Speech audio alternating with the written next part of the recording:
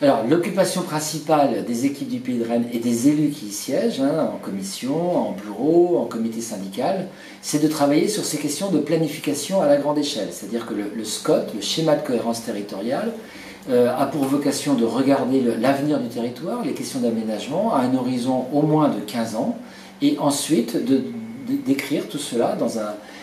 document d'aménagement qui s'appelle donc le schéma de cohérence territoriale, qui lui va être le document cadre pour les schémas d'aménagement locaux, les plans d'urbanisme locaux, alors qu'ils soient à l'échelle communale, les PLU communaux, ou à l'échelle intercommunale, les plans locaux d'urbanisme intercommunaux. La commission SCOT, c'est là aussi, c'est un lieu d'échange, ça fonctionne comme de nombreuses commissions où les élus se réunissent pour travailler ensemble sur des sujets déterminés. On se réunit à peu près une fois par mois sur divers sujets qui vont être certes les modalités du SCOT, mais également le commerce qui est aussi un volet assez fondamental de notre structure au Pays de Rennes. Il faut venir. Sincèrement,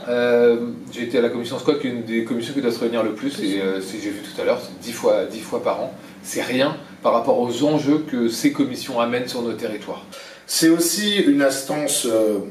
d'orientation de l'organisation urbaine, donc c'est un vrai sujet au niveau de l'ensemble de notre pays, et l'organisation effectivement avec une structuration de satellites comme ça, et de territoires structurants qui vont se développer, avec aussi les pôles d'appui de secteur, sur lesquels j'ai appuyé un petit peu longuement, eh bien je trouve que c'est intéressant en termes de pensée et de développement de l'urbanisme. Les actions phares au cours de ce mandat, d'abord a été le vote du SCOT, la mise en place. Ça a été la première chose. Et une fois qu'on le met en place, il faut en suivre tous les outils qui permettent de le quantifier, de l'analyser. On arrive maintenant à la deuxième phase qui est l'évaluation du SCOT. Comment celui-ci va évoluer, est-ce qu'il faut le modifier, le réviser. Il y a eu aussi une très grande réflexion sur le commerce. Concernant le commerce, et l'ouverture du dimanche, ça nous a beaucoup occupés, mais c'est vrai qu'on se rend compte que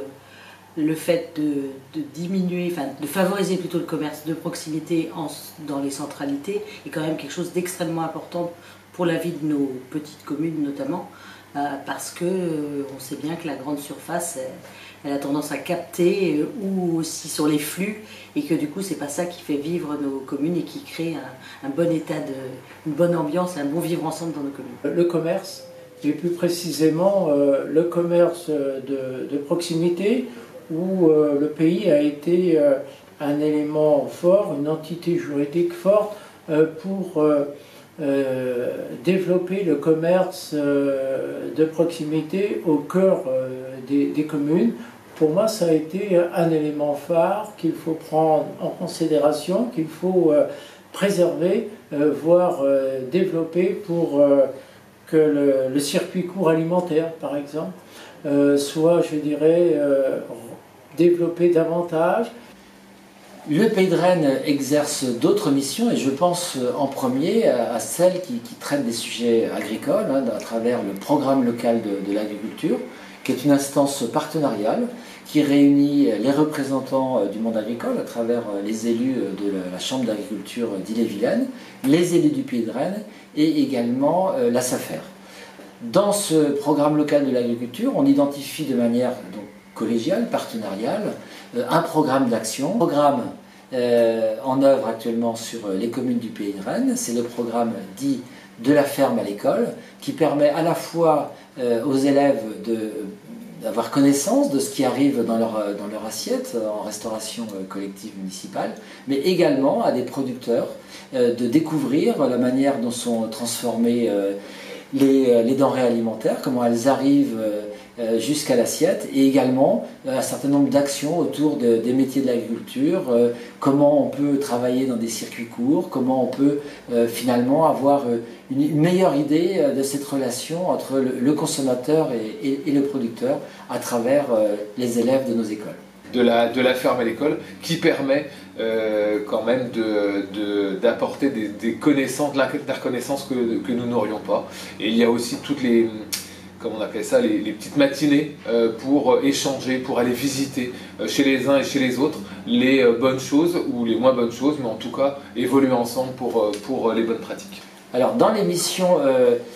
qu'assure le Pays de Rennes, une mission je pense importante et qui est montée en puissance, c'est celle qui tourne autour des questions climatiques et énergétiques. Donc nous avons une commission qui traite de ces questions-là et qui a eu par exemple pour objet de regarder comment on pouvait planifier à l'échelle du Pays de Rennes les implantations éoliennes et les implantations de grands photovoltaïques. Il s'agit là de repérer les potentiels et de donner la capacité ensuite aux communes, aux élus, de s'emparer de ces questions pour les intégrer dans leur plan climat-énergie territoriaux à l'échelle des intercommunalités. Et c'est dans ces plans qu'on pourra voir comment on peut implanter des énergies renouvelables sur chacun des 4 PCI du Pays de Rennes. Dans le domaine environnemental, c'est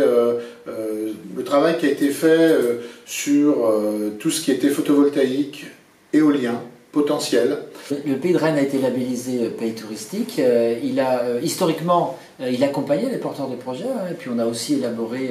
des schémas touristiques, des schémas de développement touristique,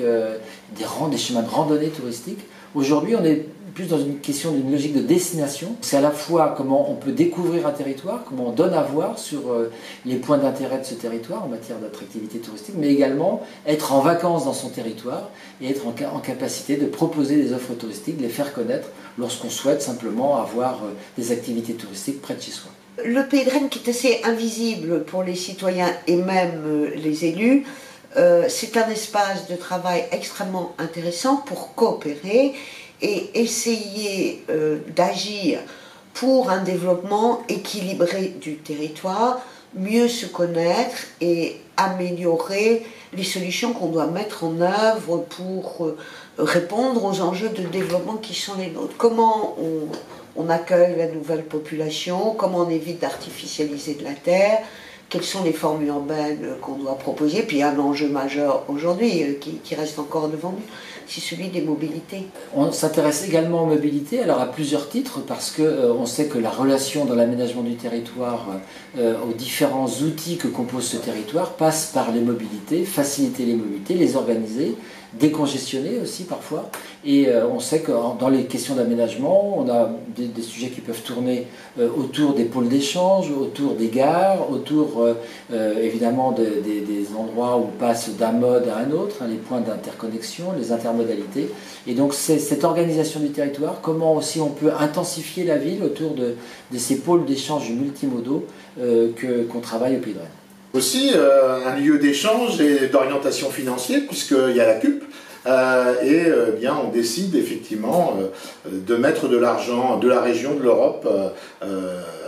sur certains projets. Alors le pays a également pour mission d'être le lieu de la contractualisation avec la région, alors soit sur des fonds régionaux, soit sur des fonds européens, et d'être l'interface finalement entre ces financeurs que sont la région,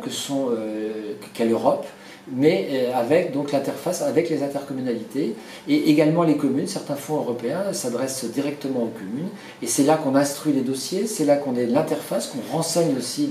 les porteurs de projets et qu'on attribue les crédits à partir d'axes qui ont été définis, à partir d'un projet de développement du territoire.